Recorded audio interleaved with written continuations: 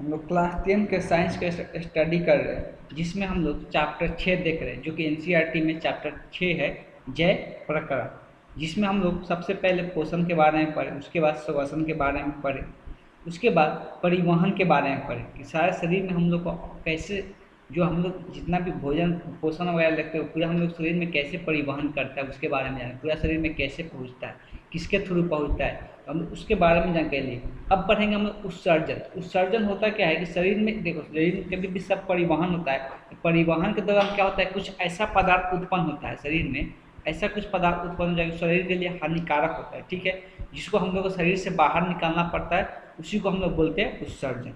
सबसे पहले यहाँ पर दिया हुआ है उत्सर्जन होता क्या है, तो उत्सर्जन का अगर डिफिनीशन देखेंगे दिया हुआ है, सजीवों के शरीर में उपचायी क्रिया, उपचायी मतलब क्या, जो भी हम लोग खाना खाते हैं उसको पचाया जाता है, ठीक है, तो जो पचाने क्रियाक्रम में जिसके फलस्वरूप में जो बेकार पदार्थ उत्पन्न होता है शरीर में, ठीक है, उन्हीं पदार्थों को शरीर से बाहर निकालने की क्रिया को हम लोग क्या करते हैं, उत्सर्जन कहते हैं। तो हम लोग शरीर में ऐसा कौन कौन सा पदार्थ है जो कि शरीर से हम लोग को बाहर निकालना आवश्यक होता है, तो उसमें भी दिया हुआ है शरीर का हम लोग कौन कौन सा पदार्थ है। जब हम लोग शरीर में हम लोग उपचायी क्रिया होता है, मतलब जब पचाने का काम चलता है शरीर में, जब भी हम लोग भोजन पदार्थ लेते हैं उस टाइम कुछ ऐसा पदार्थ उत्पन्न होता है जो कि हम लोग उत्सर्जित पदार्थ में हम लोग मानते हैं। तो ऐसा कौन सा पदार्थ उत्पन्न होता है, कार्बन डाइऑक्साइड। जैसे कि हम लोग ऑक्सीजन लेते हैं, तो ऑक्सीजन शरीर में लेते हैं तो क्या होता है कि जब ऑक्सीजन क्या होता है कि हृदय से, हम लोग के हृदय से क्या होता है पूरा शरीर में फैलता है, हर एक कोशिका में जाता है, हर एक कोशिका से जब संयोग करता है तो वहाँ पर फिर से क्या बनता है, कार्बन डाइऑक्साइड बन के बाहर निकलता है। तो वो हम लोग के लिए क्या हो गया, कार्बन डाइऑक्साइड बना, उसके लिए हम लोग को शरीर से उसको बाहर निकालना जरूरी हो जाता है, ठीक है। कार्बन डाइऑक्साइड हो गया, अमोनिया हो गया, यूरिया अम्ल, ये सब जो शरीर में बनता है ये सब हम लोग शरीर के लिए हानिकारक है, इसलिए ये सब शरीर से बाहर निकाला जाता है। तो शरीर से बाहर निकालने के लिए कोई तो शरीर का अंग होना चाहिए ना, तो वही उस अंग के बारे में जानेंगे। तो हम लोग महत्वपूर्ण अंग क्या क्या है जो शरीर से बाहर निकलता है। तो सबसे पहले इसमें हम लोग पढ़ते हैं कि शरीर से बाहर निकालने वाला जो अंग है सबसे पहले है ब्रीक। ब्रीक को हम लोग सिंपल ऐसे बोलेंगे तो किडनी, जो हम लोग किडनी बोलते हैं उसी को हम लोग ब्रीक बोलते हैं, ठीक है। ब्रीक हो गया, उसके बाद हो गया मूत्र वाहिनी, ठीक है, मूत्र वाहिनी मूत्राशय। अब इसके बारे में हम जानेंगे कि यह शरीर में कहाँ पे होता है, इसका काम कैसे होता है, ठीक है। तो ये हम लोग मेन 3 महत्वपूर्ण चीज़ के बारे में पढ़ेंगे जो शरीर से हम लोग को बाहर निकालने में मदद करता है। यूरिया अम्ल, अमोनिया को ये सब बाहर निकालने में मदद करता है। और अगर कार्बन डाइऑक्साइड का बात करेंगे तो ये तो श्वसन की क्रिया से ही हम लोग का शरीर से बाहर निकल जाता है। ये एक टर्म आता है कि जल संतुलन क्या होता है। जल संतुलन क्या होता है कि हम लोग शरीर में जितना भी जल लेते हैं, ठीक है, पानी पीते हैं, वो क्या होता है उसको संतुलित करने के लिए भी हम लोग शरीर में ऐसा चीज़ रहता है जिसको उसको संतुलित करके रखता है। जैसे कि हम लोग जितना भी शरीर में पानी पीते हैं, ठीक है, उसके दौरान जो अंग होता है, जो हम लोग शरीर से क्या होता है एक पसीने के रूप में शरीर से बाहर निकलता है, ठीक है, और कुछ क्या होता है मूत्राशय में मूत्र मार्ग द्वारा मूत्र वाहिनी से होते हुए बाहर निकलता है। तो ये जल संतुलित मतलब बना के रखता है, हमें शरीर में जितना जल चाहिए उतना ही जल रहता है। तो उसके बारे में है। उसके बाद है मनुष्य का उत्सर्जन। तो मनुष्य का उत्सर्जन के लिए क्या है, मनुष्य एवं समस्त वर्टिबेटा मतलब है मनुष्य के प्रकार का जितना भी जीव जंतु आता है, वर्टिबेटा के अंदर जितना भी जीव जंतु आता है वो सब जो जीव जंतु में उत्सर्जन के लिए एक विशेष अंग होता है जिसको हम लोग ब्रीक कहते हैं, उसी को हम लोग किडनी भी कहते हैं, ठीक है, ब्रीक कहते हैं। ब्रीक में ही जुड़ा हुआ रहता है मूत्राशय, मूत्र मार्ग और मूत्र वाहिनी, इससे कनेक्ट रहता है, ठीक है। अब ब्रीक का कुछ स्ट्रक्चर के बारे में जानेंगे, ब्रीक होता कैसा है। तो सबसे पहले ब्रीक का कुछ स्ट्रक्चर के बारे में जानेंगे। तो ब्रीक के बारे में दिया हुआ है मनुष्य के शरीर में पाया जाने वाले एक मुख्य उत्सर्जक अंग है। सबसे मुख्य मतलब क्या, सबसे महत्वपूर्ण अंग है मनुष्य के शरीर में ब्रीक। जो एक जोड़ा होता है, क्या होता है एक जोड़ा का मतलब क्या होता है दो। यह उदर गुहा के पृष्ठीय देह भित्ति से सटा हुआ है। किससे, उदर गुहा। अब उदर गुहा किसको बोलते हैं, इस बात को भी जानना जरूरी है। उदर गुहा हम लोग जानते हैं क्या होता है, जो हम लोग चेस्ट होता है, चेस्ट, ठीक है, हम लोग जो चेस्ट होता है, चेस्ट जो नीचे वाला पार्ट आता है, ये जो पूरा चेस्ट के नीचे वाला जो पार्ट आता है शरीर के, उसी को हम लोग बोलते हैं उदर गुहा, ठीक है। उसी को पूरा पार्ट को हम लोग, जिसके हम लोग जहाँ पे हम लोग पेट वगैरह रहता है, उसी को हम लोग क्या बोलते हैं, सिंपल लैंग्वेज में अगर बोले तो उसी को हम लोग उदर गुहा बोलते हैं, ठीक है। इसके पृष्ठीय देह भित्ति से सटा हुआ रहता है, ठीक है। और बाह्य ब्रीक, जो इसका बाह्य वृक्क होता है दाह्य वृक्क से अपेक्षा में क्या होता है, ऊपर की ओर उठा रहता है। ठीक है, जो इसका दाह्य वृक्क होता है बाह्य वृक्क की अपेक्षा में क्या होता है, थोड़ा ऊपर की तरफ उठा हुआ रहता है। इस बात को भी ध्यान में रखना है।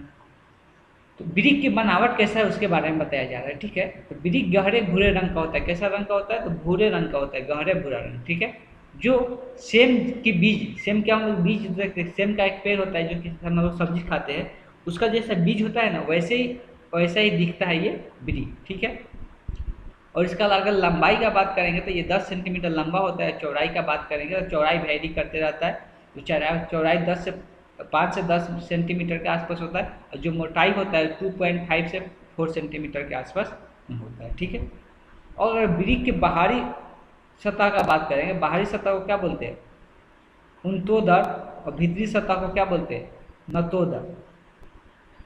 तो उन्तोदर और नतोदर क्या होता है, देखो कनकेव कन्वेक्स बताया या कनकेव बताया। उन्तोदर देखो बाहरी सतह ऐसा कुछ दिखता है। ठीक है, ऐसा, इसीलिए बाहरी सतह को हम लोग उन्तेदर बोलते हैं, उन्तोदर। और जो अंदर वाला सतह होता है कुछ ऐसा होता है, ऐसा बना होता है। तो ये अंदर वाला सतह हो गया, तो ये थोड़ा क्या हुआ, कंकेव की तरह दिख रहा है, ये कन्वेक्स की तरह दिख रहा है, तो इसको हम लोग बोलते हैं उन्तोदर, इसको बोलते हैं नतोदर। ठीक है, कुछ ऐसा वृक्क का स्ट्रक्चर आता है। ये सेम के टाइप का बीज जैसा दिख रहा है, इसलिए बोला जाए सेम के टाइप के बीज जैसा स्ट्रक्चर होता है। जो भीतरी सतह को हाइलम कहा जाता है। जो ये वाला भीतरी सतह इसका ये वाला पार्ट को इसको क्या बोला जाता है, हाइलम कहा जाता है। हाइलम से वृक्क धमनी वृक्क में प्रवेश करती है। हाइलम से कहाँ पे, वृक्क धमनी वृक्क में प्रवेश करती है। बस एक मिनट स्ट्रक्चर देख लेते हैं डायग्राम में। देखो यही है 2 वृक्क, इसका वृक्क का बनावट देख, कुछ ऐसा दिख रहा है जैसे अभी बनाए थे, अंदर से धंसा हुआ दिख रहा है। वैसे इस साइड मतलब जोड़ा में रहता है कि इधर भी रहता है। ठीक है, तो कुछ ऐसा बनावट रहता है। ठीक है, ये वृक्क का बनावट हो गया। उसके बाद बोला है कि जो वृक्क होता है इसमें क्या होता है, हाइलम रहता है। तो हाइलम कहाँ पे रहता है, तो हाइलम, इसी को हाइलम बोलते हैं ये। ठीक है, ये हाइलम है। जो हाइलम होता है इससे कनेक्ट रहता है, धमनी कनेक्ट रहता है, तो ये धमनी दिया हुआ है। धमनी का क्या काम होता है हम लोग पढ़ चुके हैं। धमनी को क्या काम रहता है, धमनी का काम रहता है कि जो शरीर में जितना भी मतलब जो कार्बन डाइऑक्साइड जितना भी मतलब क्या बोलते हैं, जो रक्त होता है, अशुद्ध रक्त होता है, उसको फिर से हृदय में ले जाने का काम करता है कौन, धमनी। शिरा का काम क्या रहता है, तो उसको शिरा का काम रहता है हृदय में लाने का। क्या काम रहता है, पूरा शरीर में, सॉरी थोड़ा सा उल्टा बोल दिए। यहाँ पे जो धमनी का काम रहता है, क्या काम रहता है कि हम लोग हृदय से रक्त को पूरा शरीर में ले जाना, मतलब शुद्ध रक्त को पूरा शरीर में ले जाना धमनी का काम रहता है। और अशुद्ध रक्त को फिर से वृक्क मतलब क्या बोलते हैं, हृदय में लाने का काम किसका रहता है, शिरा का काम रहता है। तो इस बात को हम लोग पढ़े थे पिछले चैप्टर में, जो परिवहन में हम लोग पढ़ रहे थे। ठीक है, उसी में लिखा हुआ है वृक्क शिरा के बाहर निकलता है। यहाँ से वृक्क क्या है, शिरा के बाहर निकल रहा है, इसी स्ट्रक्चर को यहाँ पे दिखाया गया है। अब ये तो हो गया हम लोग वृक्क के बारे में जानेंगे। अब हम लोग कुछ जानेंगे, जैसे कि इसमें पे दिया हुआ है मूत्रवाहिनी। ठीक है, मूत्रवाहिनी क्या होता है उसको हम लोग पहले स्ट्रक्चर में ही देख लेते हैं। मूत्रवाहिनी का श्रोणी पहले क्या होता है उसको देखते हैं। श्रोणी क्या होता है, तो मूत्रवाहिनी के शीर्ष भाग से, देखो यहाँ पर सबसे पहले देखो ये जो वृक्क है, वृक्क से यहाँ पर देखो ये मूत्रवाहिनी कनेक्टेड है। यहाँ पर वृक्क से मूत्रवाहिनी कनेक्टेड है। जो तो मूत्रवाहिनी के शीर्ष कहाँ पे है, तो शीर्ष यहाँ पे है। ठीक है, मूत्रवाहिनी का शीर्ष यहाँ पे हो गया। मूत्रवाहिनी के शीर्ष से वृक्क से बाहर निकलता है तथा थोड़ा मोटा होता है, इस मोटे भाग को श्रोणी कहते हैं। तो देखो जैसे यहाँ से बाहर निकलता है, तो हम लोग डायग्राम देखेंगे तो यहाँ पर क्या होता है, थोड़ा मोटा होता है। जो ये नली निकल रहा है वृक्क मूत्रवाहिनी, यहाँ पर शुरू में मोटा होता है, और जो मोटा वाला पार्ट होता है ऊपर वाला, इसी को हम लोग क्या बोलते हैं, मूत्रवाहिनी की श्रोणी बोलते हैं। ठीक है, इस बात को ध्यान में रखना। जो अगर नॉर्मल ये अंदर का स्ट्रक्चर दिखाया गया है ह्यूमन शरीर में, देखो कैसे यहाँ पर वृक्क है, वृक्क यहाँ पर मूत्रवाहिनी कनेक्टेड है, यहाँ से मूत्रवाहिनी कनेक्टेड है, यहाँ पर मूत्राशय है, यहाँ पर लास्ट में मूत्र मार्ग रहता है। ठीक है, अब आते हैं मूत्राशय क्या होता है। मूत्राशय यही जो यहाँ पे ये लटका हुआ है। ठीक है, तो अगर हम लोग शरीर में बात करेंगे तो ऐसे रहता है स्ट्रक्चर इसका। यहाँ पे ये मूत्राशय हो गया।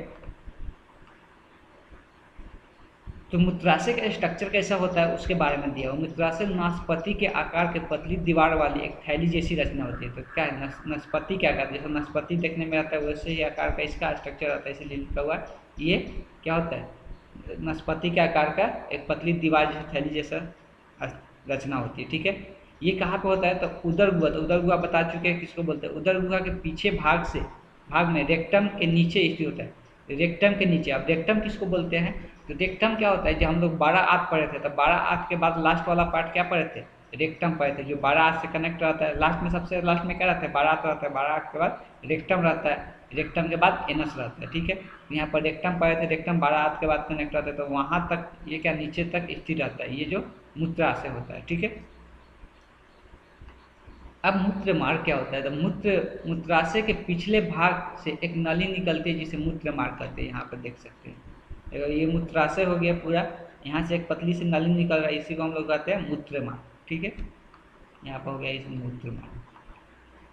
मूत्राशय का टाइगोन किसको कहते हैं, तो मूत्रवाहिनी के मुख से, मूत्रवाहिनी के जो मुख है वहाँ से लेकर मूत्र मार्ग के तिकोने क्षेत्र को मूत्राशय का टाइगोन कहा जाता है। देखो यहाँ से मूत्रवाहिनी के मुख्य से, मतलब यहाँ से मेरा ये देखना है, यहाँ पर इंडिकेट करें, यहाँ से लेके इसके जो तिकोना क्षेत्र यहाँ तक है ना, ये पूरा पार्ट को ही हम लोग क्या बोलते हैं, मूत्रवाहिनी, मूत्राशय के टाइगोन इसको बोलते हैं। इस बात को ध्यान में रखना। अब हम लोग वृक्क के ऊपर झापड़ का स्ट्रक्चर देख लिया। अब हम लोग पढ़ना है कि वृक्क के आंतरिक स्ट्रक्चर कैसा होता है। वृक्क जो होता है उसके अंदर में क्या क्या रहता है उसके बारे में जानेंगे। सबसे पहले जान लेते हैं कि जो वृक्क के अंदर होता है लगभग 10 लाख के आसपास वृक्क नालियाँ होता है। मतलब उसमें एक जगह से दूसरे जगह जाने के लिए जो भी रक्त बोले या समथिंग कुछ भी बोले, उसके लिए 10 लाख से भी ज़्यादा नालियाँ होते हैं। देखते हैं इतना छोटा स्ट्रक्चर में उसमें भी बहुत सारा नाली है, तो कितना पतला पतला नाली होगा। ठीक है, और जो नाली रहता है उसी को हम लोग क्या बोलते हैं, निफ्रॉन बोलते हैं। उसको हम लोग क्या बोलते हैं, निफ्रॉन बोलते हैं। तो पहले वृक्क का आंतरिक स्ट्रक्चर के बारे में थोड़ा पढ़ लेते हैं।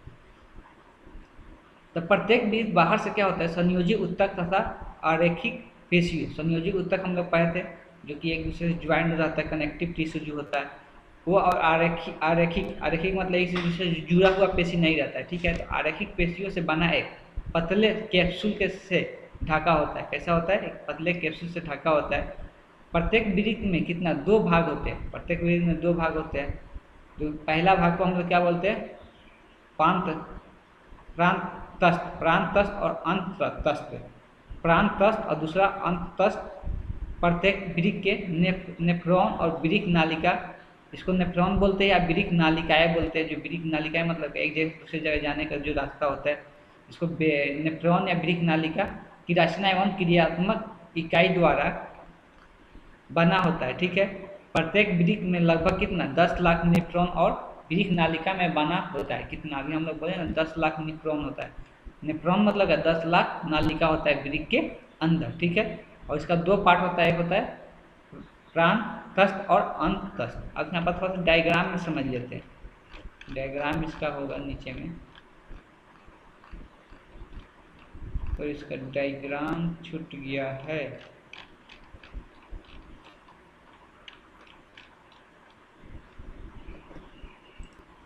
तो इसका डायग्राम यहाँ पे दिया हुआ है।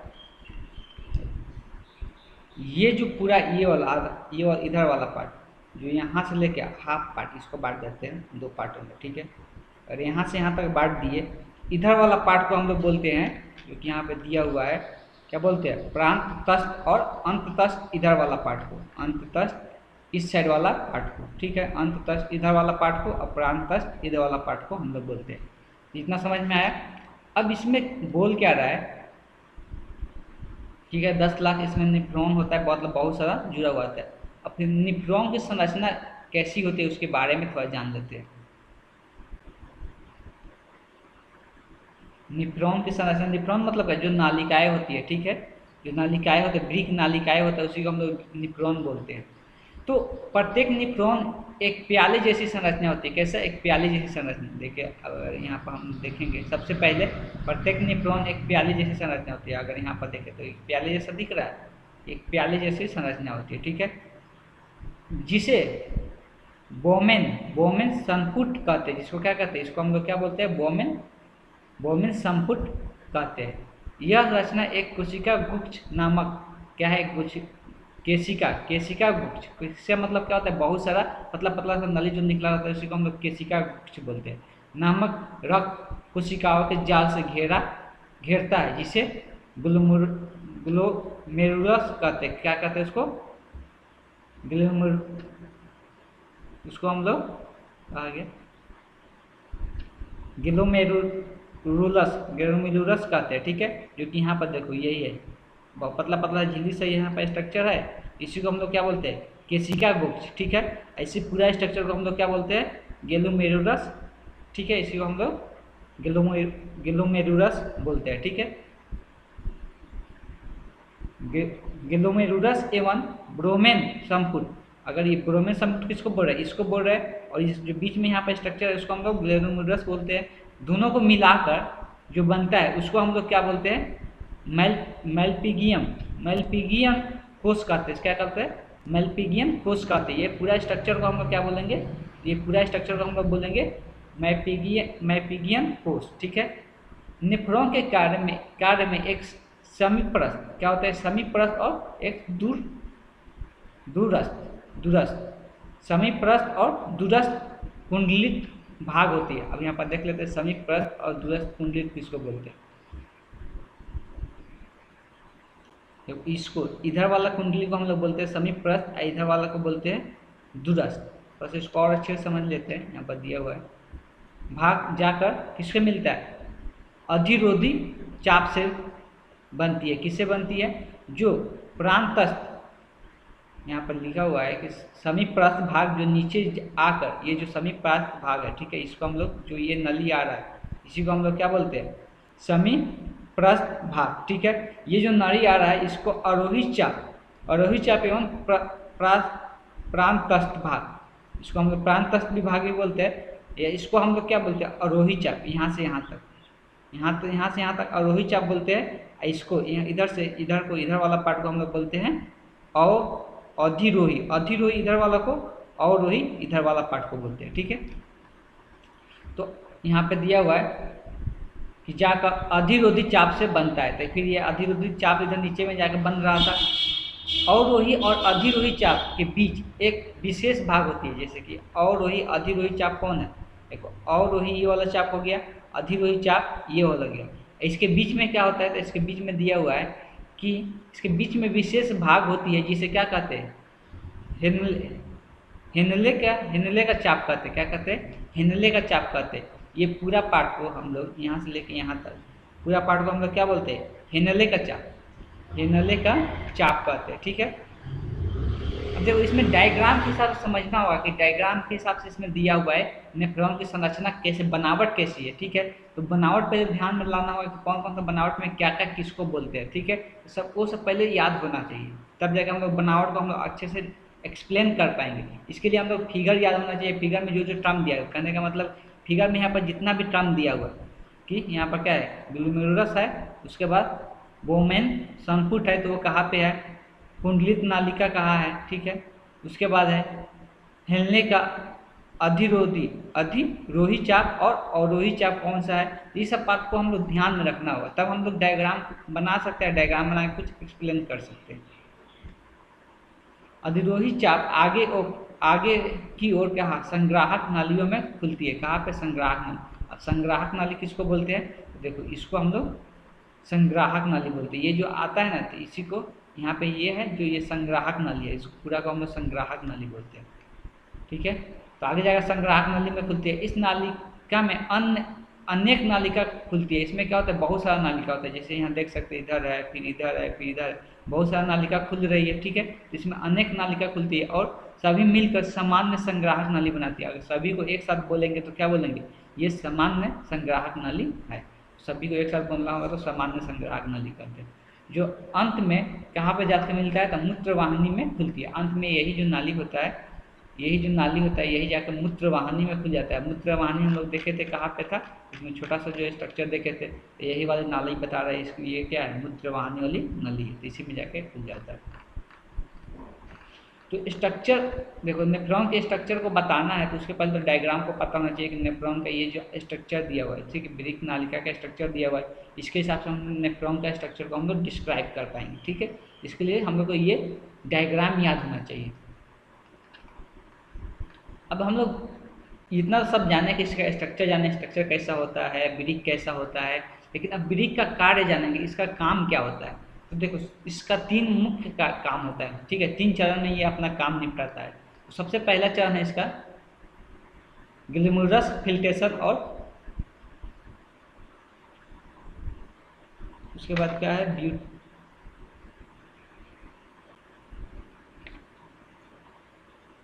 ब्यूटीपुलर ट्यूबुलर, सॉरी यहाँ पे है ट्यूबुलर पूर्ण पूर्णवशोषण, ठीक है, ट्यूबुलर पूर्णवशोषण, ट्यूबुलर श्रवण, ठीक है, ट्यूबुलर श्रवण, ट्यूबुलर पूर्ण शोषण, और यहाँ पे पूर्ण शोषण, ठीक है। और उसके पास सबसे पहले है ग्लोमेरुलस फिल्ट्रेशन। तो सबसे पहले हम लोग जानेंगे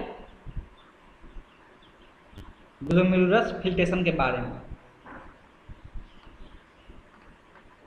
ग्लोमेरुलस फिल्ट्रेशन क्या होता है उसके बारे में पहले जान लेते हैं। यह क्रिया उच्च दाब पर निफ्रॉन के ग्लोमेरुलस द्वारा संपन्न होती है, ठीक है। ये क्रिया कब होता है, एक उच्च दाब पर जो निफ्रॉन रहता है, मतलब जो भी नालिका होता है उसमें एक उच्च दाब पर ग्लोमेरुलस द्वारा संपन्न किया जाता है, जिसके रक्त प्लाज्मा के साथ पदार्थ, इसमें जो रक्त होता है, रक्त के जो प्लाज्मा होता है, रक्त में हम लोग पाते हैं ना प्लाज्मा होता है, तो प्लाज्मा के साथ जो भी पदार्थ, लवण हो गया, ग्लूकोज हो गया, अन्य पदार्थ का छान कर वृक्क नालिका में चले जाते हैं। ये सब क्या किया जाता है, छाना जाता है, मतलब फिल्ट्रेशन किया जाता है और छान कर वृक्क नालिका में छोड़ दिया जाता है, ठीक है। फिल्ट्रेशन करके क्या किया जाता है, वृक्क नालिका में छोड़ दिया जाता है। इसी को हम लोग क्या बोलते हैं, ग्लोमेरुलस फिल्ट्रेशन बोलते हैं।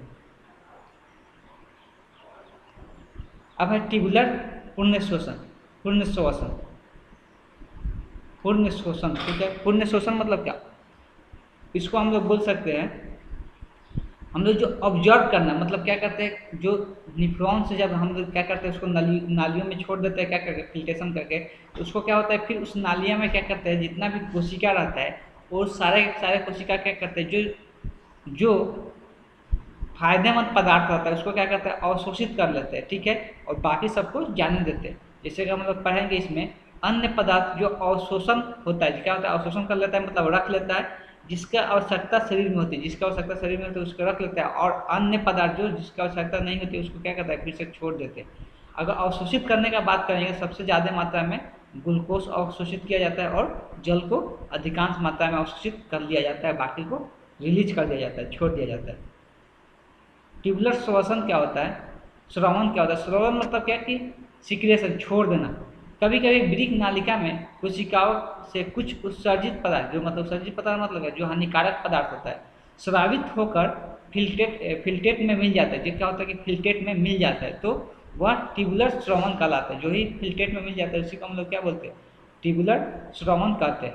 वृक्क को 2 महत्वपूर्ण कार्य उत्पन्न एवं जल, वृक्क का ये 2 कार्य संपूर्ण करता है। क्या करता है कि जल संतुलित करके रखता है और उत्सर्जन समय समय पर उत्सर्जित होते रहता है।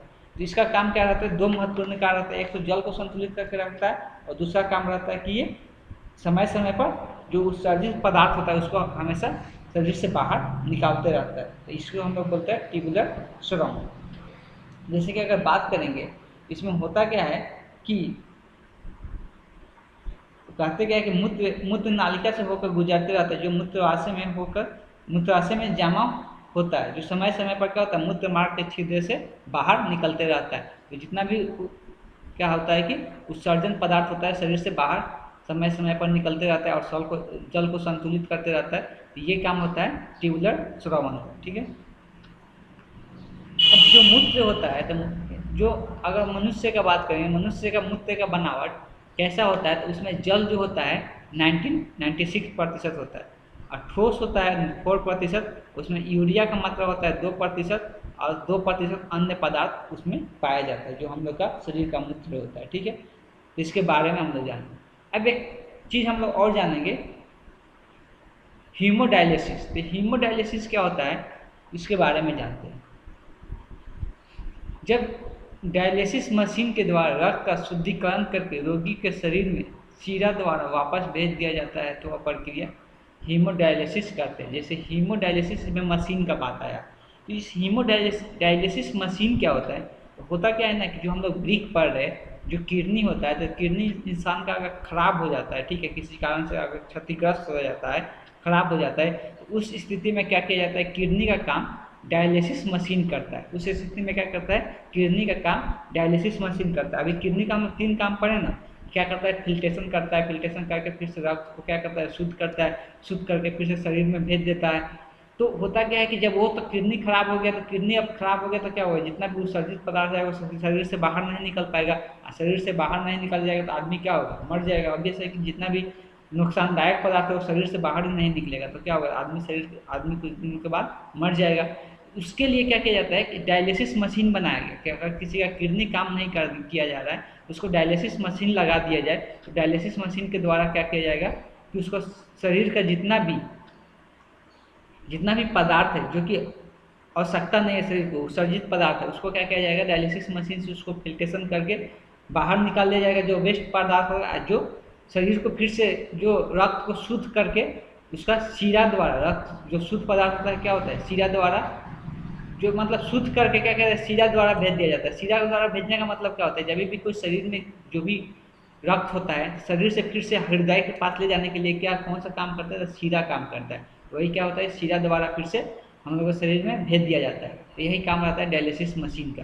तो डायलिसिस मशीन क्यों हम लोग इस्तेमाल करते हैं, इसके बारे में आई थिंक आप लोगों को समझ में आ गया होगा कि हम लोग इसका इस्तेमाल करने का कारण है कि होता क्या है, जब ब्रीक हम लोग का खराब हो जाता है, जो किडनी होता है खराब हो जाता है, तो उस स्थिति में हम लोग डायलिसिस मशीन का यूज करके हम लोग शरीर का जो उत्सर्जित पदार्थ है उसको बाहर निकालने में मदद करते हैं, और हम लोग का जो रक्त होता है उसको फिल्ट्रेशन करके फिर से शरीर में शीरा द्वारा भेजने का काम करते हैं। ठीक है, अब आते हैं पौधे में उत्सर्जित पदार्थ का निष्कासन।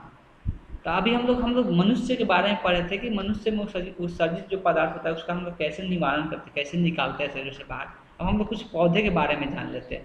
तो पौधे से कैसे निकलते हैं, तो हम लोग पौधों में देखते हैं कि समय समय पर क्या होता है, पत्ती, छाल, ये सब गिरते रहता है पौधे का। ठीक है, तो वो क्या हो रहा है, उस पौधे का निष्कासन हो रहा है, मतलब उसका जो उत्सर्जित पदार्थ है वो क्या हो रहा है, बाहर निकल रहा है। अब बहुत सारे पौधे में क्या है, टैनिन के रूप में निकलता है। अब टैनिन मतलब क्या होता है, टैनिन में एक ऑर्गेनिक कंपाउंड होता है, क्या होता है, एक जैविक पदार्थ होता है। जैविक पदार्थ, रेजिन भी एक जैविक पदार्थ होता है जो कि पेड़ों से मिलता है। तो ये क्या होता है, उससे शरीर से, उसके पेड़ से निकलता है। पेड़ से निकलने का मतलब क्या हो, उत्सर्जित पदार्थ है। ठीक है, वो शरीर के लिए हानिकारक होता है, वो उस पेड़ के लिए हानिकारक होता है। ठीक है, तो उसको क्या कहते हैं, लोग उससे बाहर निकलता है, तो बाहर निकलता है तो उसको बहुत सारा इस्तेमाल में लाते हैं। जैसे गोंद भी क्या होता है, पेड़ से ही निकलता है, तो गोंद भी पेड़ से निकलता है। तो पेड़ से जब निकलता है तो क्या होता है, हम लोग तो उसको इस्तेमाल करते हैं। ठीक है, तो हम लोग के लिए वो सही है, हम लोग इस्तेमाल करते हैं, उसको उपयोग करते हैं। लेकिन जो पेड़ पौधे के लिए क्या है, वो एक हानिकारक पदार्थ है, इसलिए वो क्या होता है, पेड़ पौधों से बाहर निकलते रहता है हमेशा। तो ये सब क्या है, पेड़ पौधों का उत्सर्जित पदार्थ है। अब इसमें एक और उत्सर्जित पदार्थ दिया हुआ है, लैटेक्स। तो लैटेक्स क्या होता है, देखो वैसा पाउडर जिसमें क्या होता है कि दूधिया तरल पदार्थ निकलता है बाहर। जैसे कि हम लोग कभी किसी का पत्ती वगैरह तोड़ते हैं, पूरा ग्रीन रहता है, हरा हरा, तो उसमें से देखते हैं कि सादा सादा वाइट वाइट कुछ निकलता है। ठीक है, उसी को हम लोग बोलते हैं, क्या बोलते हैं, उसी को हम लोग बोलते हैं लैटेक्स। क्या बोलते हैं, लैटेक्स बोलते हैं। जैसे कि हम लोग क्या, पपीता का पेड़, अगर पपीता को हम लोग कच्चा काटते हैं तो उसमें से क्या होता है, वाइट वाइट दूध जैसा निकलता है, उसी को हम लोग बोलते हैं लैटेक्स बोलते हैं। ठीक है, तो ये सब उत्सर्जित पदार्थ है जो कि पेड़ पौधों से बाहर निकलता है। ठीक है, तो पेड़ पौधों से ऐसे उत्सर्जित होता है। हर एक इंसान, चाहे मनुष्य हो या पेड़ पौधा हो, सबसे क्या होता है, उत्सर्जित पदार्थ बाहर निकलता है। इसलिए कि उत्सर्जित पदार्थ, हम जो उत्सर्जित पदार्थ का मतलब क्या हो, हानिकारक पदार्थ शरीर में रहेगा तो क्या होगा, हम लोग के लिए, शरीर के लिए हानिकारक होगा, तो उसको शरीर से बाहर निकलना और अत्यंत जरूरी है। तो यहाँ पर ये चैप्टर कंप्लीट होता है, उत्सर्जन के बारे में हम लोग कंप्लीट कर चुके हैं। अब इसमें अगला चैप्टर जो होगा वो होगा नियंत्रण एवं सामान्य। नियंत्रण और सामान्य के बारे में पढ़ेंगे, जो कि बायोलॉजी के ही अंतर्गत आएगा। ठीक है, so thank you for watching.